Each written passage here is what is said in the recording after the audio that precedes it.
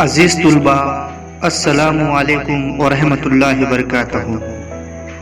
हम जिस मज़हब को मानते हैं उसका नाम क्या है आप बता सकते हैं?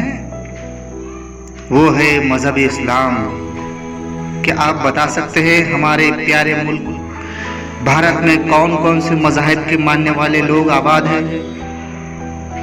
वो है जैन मज़हब, ईसाई मज़हब, बुद्ध मज़हब, मज़हब इस्लाम, यहूदी मज़हब, पारसी मज़हब, सिख मज़हब, हिंदू मज़हब वगैरह वगैरह। अज़ीज़ तुलबा, आज दुनिया में भी बहुत सारे मज़ाहिब के मानने वाले लोग आबाद हैं। हर मुल्क में अलग अलग तबके के लोग बसते हैं।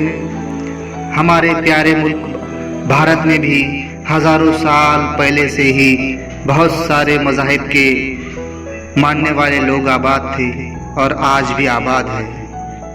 लेकिन क्या आप जानते हैं ज़माने के साथ हिंदुस्तानी मज़ाहिब की मजहबी रसूमात, तौर तरीके, तर्ज ज़िंदगी में फ़र्क नज़र आता है। आज के जदीद भारत और कदीम भारत के मज़ाहिब के रुझानात में हमें फ़र्क नज़र आता है। तो आइए आज हम जमात शशुम के तारीख़ की किताब से 5वां सबक कदीम भारत में मजहबी रुझानात पर रोशनी डालेंगे।